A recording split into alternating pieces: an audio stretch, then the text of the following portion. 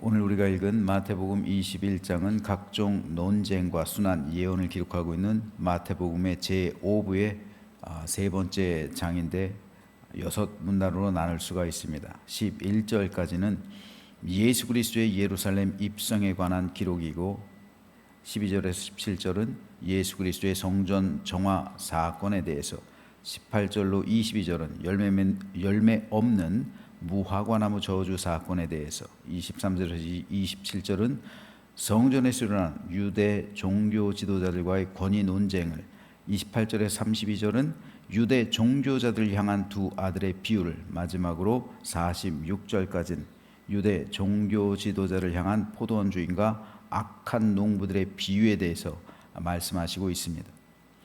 오늘 이 가운데서 12절, 13절 말씀에 대해 잠시 살펴보겠습니다. 예수께서 성전에 들어와서 성전 안에서 매매하는 모든 사람들을 내쫓으시며 돈 바꾸는 사람들의 상과 비둘기 파는 사람들의 의자를 둘러엎으시고 그들에게 이르시되 기록된 바 내 집은 기도하는 집이라 일컬음을 받으리라 하였거늘 너희는 강도의 소굴을 만드는도다 하시니라. 예수님께서 예루살렘 성으로 입성하신 후에 가장 먼저 행하신 일은 성전 정화 작업이었습니다. 주님은 하나님을 예배하는 거룩한 장소인 성전이 타락해져 있는 것을 참으실 수 없었습니다. 그래서 성전에서 매매하는 자들 내쫓으시고 돈 바꾸는 자들의 상, 비둘기 파는 자들의 의자를 둘러 엎으셨습니다. 그러면서 내 집은 만민이 기도하는 집이라 칭함을 받아야 하는데 너희는 강도의 소굴을 만들었다 책망하셨습니다. 하나님의 교회는 하나님을 예배하는 거룩한 곳입니다. 그리고 예배의 중심은 사귐입니다. 위로는 하나님과의 사귐과 교제, 아래로는 사람들과의 사귐과 교제, 즉 천국 공동체의 사귐, 이것이 바로 예배입니다. 그 가운데 사랑, 화목, 기쁨을 누려야 하는 것이 예배의 본질입니다. 그러나 지금 유대인들이 드리는 예배는 일방적인 것이었습니다. 상호 소통이 안 되는 것이었어요. 위로는 하나님과의 교제가 형성되지 못했고 아래로는 사람들 사이에서도 사귐이 없었습니다. 주님 보실 땐 이건 참된 예배가 아니었습니다. 그저 예배의 형식을 지키는 것뿐이었습니다. 만일 그들이 진정으로 예배를 드렸다면 하나님께는 기쁨이 돼야죠. 그리고 사람들 사이에서는 감사와 감격, 은혜와 축복이 흘러 넘쳐야 합니다. 하지만 그들이 드리는 예배 현장에는 사람들의 원망 소리, 불평, 분노, 소외됨으로 가득했습니다. 예배를 통해 하나님께서 영광 받으시고 사람들의 화해와 용서가 일어나야 했지만 현실은 그렇지 못했습니다. 세상 어느 곳보다 순결하고 거룩한 곳이어야만 하는 성전을 유대 종교 지도자들은 강도의 소굴로 만들었습니다. 도둑은 남몰래 남의 것을 훔치는 사람이에요. 하지만 강도는 대놓고 협박해서 남의 것을 빼앗는 사람입니다. 소굴이란 이런 강도들이 머무르는 은밀한 처소예요. 그런데 성전이 강도들이 머물고 있는 은밀한 처소가 되었다는 거예요. 주님께서 책망하십니다. 세계 곳곳에 흩어져 있던 유대인들, 그리고 유대교로 개종한 이방인들은 유월절 제물, 그리고 초실절도 마찬가지고요, 초막절도 마찬가지입니다. 성전에서 사야만 했습니다. 희생 제물을 그 먼 곳에서부터 갖고 올 수가 없잖아요. 끌고 올 수 없잖아요. 설령 가지고 왔다 한들 제사장들이 이 짐승은 제사에 부적합하다 판별해버리면 희생제물로 쓸 수가 없어요. 그래서 어쩔 수 없이 그곳에서 인증받은, 제사장들에게 인증받은, 정하다고 인증받은 희생제물을 사야만 했습니다. 그래서 성전 뜰은 희생제물을 사고 파는 사람들로 넘쳐났어요. 기록에 의하면 하루에 약 3만 마리가 희생제물로 드려졌다고 해요. 3만 마리. 그러면 하루에만 3만 마리의 짐승이 매매가 된 거예요. 또 환정사들이 거기 있었어요. 성전에 들어가기 위해 모든 남자는 반드시 반세겔을 성전세로 내야만 했죠. 그런데 성전세에 적합한 화폐는 반드시 유대, 즉 성전에서 발행한 반세겔짜리 동전이어야만 했습니다. 왜냐하면 다른 것이 새겨진 건 드릴 수가 없어요. 하나님께 반드시 성전에서 발행한 화폐여야만 했어요. 그러니까 이걸 바꿔야 돼요. 희생제물로 드릴 짐승을 위해서도 반드시 그 화폐로서만 사야만 해요. 그래서 각국에서 온 사람들은 자신들이 가져온 돈을 환전해만 했습니다. 유대 사람이라 할지라도 성전에서 발행한 화폐로 환전해야 해요. 기록에 의하면 환전세로 2.1%에서 많게는 4.2%를 부과했다고 해요. 100만 원 환전하면 2만 1,000원에서 많게는 4만 2천 원을 환전세로 뗐던 거예요.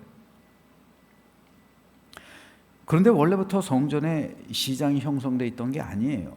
원래는 희생제물을 매매하는 시장이 예루살렘 성내 4군데가 있었어요. 순례객들은 그곳에서 희생제물을 사고 성전에 와서 제물을 드릴 수가 있었던 거예요. 하지만 대제사장 가야바, 예수님 당시 제사장이에요. 대제사장이에요. 가야바가 자신의 지위를 이용해서 4군데 시장을 다 폐쇄합니다.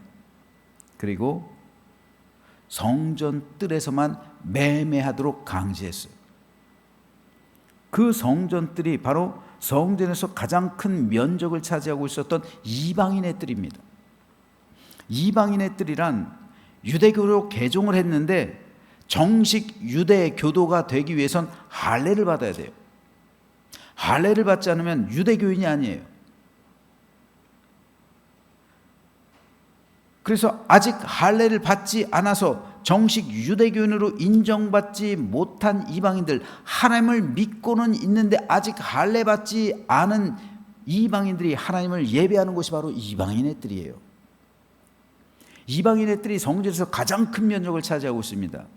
왜냐하면 유대인들은 소수잖아요. 하지만 이 하나님 나라의 복음이 전해졌을 때 수많은 이방인들이 믿을 수 있기 때문에 일부러 성전에서는 이방인의 뜰을 가장 크게 줬어요.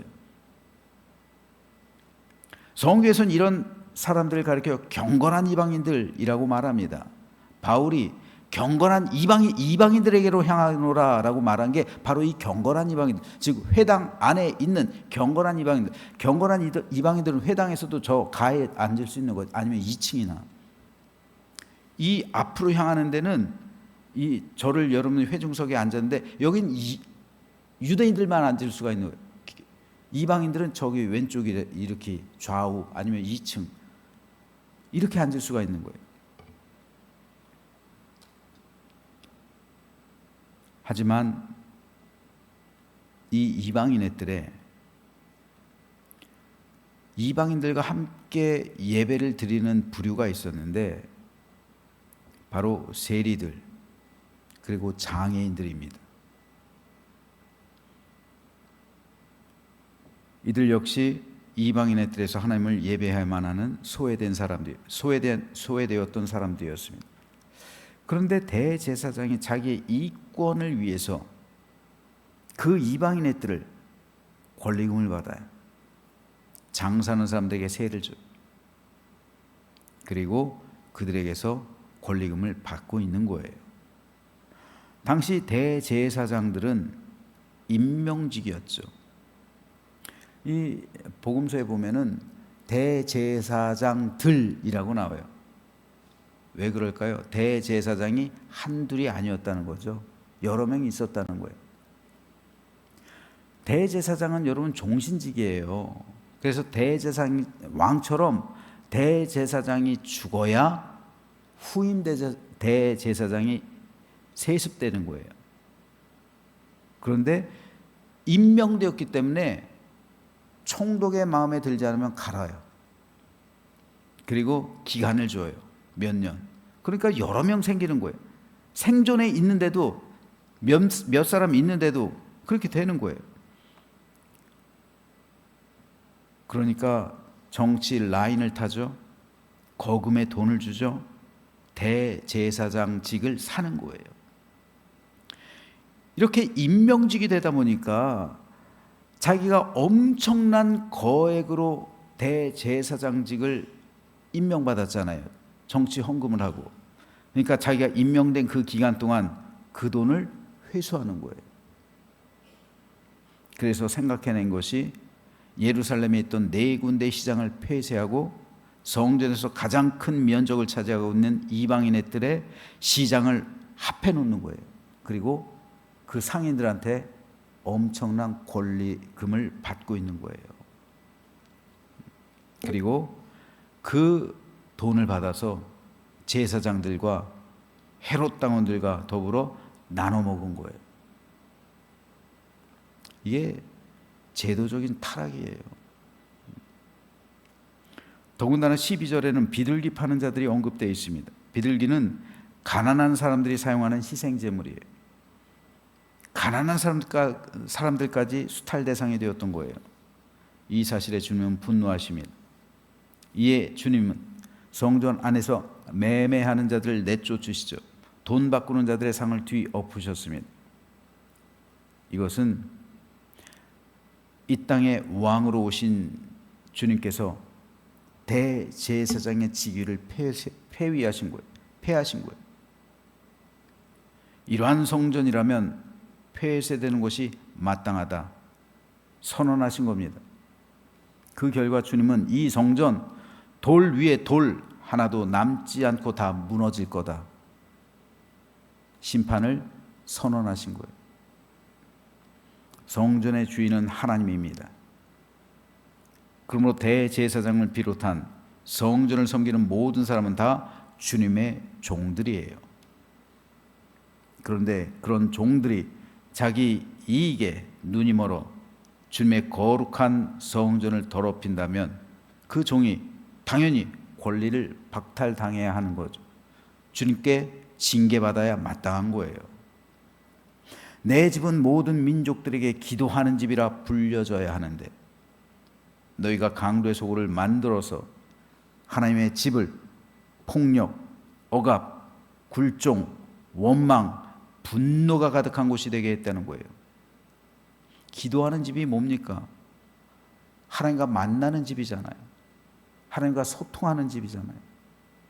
하나님의 은혜를, 하나님의 위로, 하나님의 축복을 경험하는 곳이잖아요. 그런데 그런 곳에서 폭력, 억압, 억울함, 원망, 분노가 치밀러 올랐다는 거죠.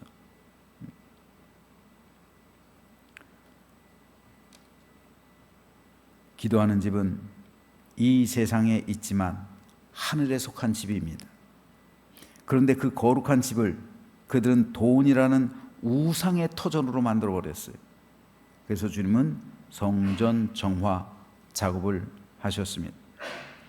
그러므로 성전 정화 작업은 오늘에도 여전히 중요합니다. 먼저는 내 안에 있는 성전이고 다음으로는 우리가 함께 모인 교회입니다. 그렇다면 오늘 내 안에 있는 성전은 과연 더러움 없이 깨끗하고 오염됨 없이 정결함을 유지하고 있습니까? 또 우리들의 교회는 과연 진정으로 거룩하고 참되며 바른 진리의 말씀이 선포되고 그 누구도 소외되지 않고 서로 사랑하며 은혜와 축복과 화해와 일치됨을 누리고 있습니까? 또 주님은 내 집은 만민이 기도하는 집이라고 하셨는데 과연 우리는 기도에 힘쓰고 있습니까? 그래서 하나님과 소통과 그리고 만남과 은혜와 축복을 받아 누리고 있습니까? 오늘 우리는 이 아침 주님께서 성전을 정화시킨 사건을 기억해야 합니다. 그래서 하나님의 성전은 세상 어느 곳보다 순결해야 하고 거룩해야 하고 깨끗해야 하고 또 기도로 충만해야 하고 그래서 하나님과 만나야 하고 하나님의 은혜를 누려야 되고, 그리고 하나님의 위로와 하나님의 평강과 복주심의 은총을 경험해야 한다는 사실을 다시 한번 기억하면서 저는 우리 교회가 그런 교회가 되기를 소망합니다. 그리고 내 안에 있는 성전이 그렇게 깨끗하게 유지되기를 소망합니다. 그래서 하나님 보시기에 올곧고 진실하며 하나님께 인정받고 칭찬받는 우리 교회와 우리 모두가 되시기를 주님의 이름으로 축원합니다.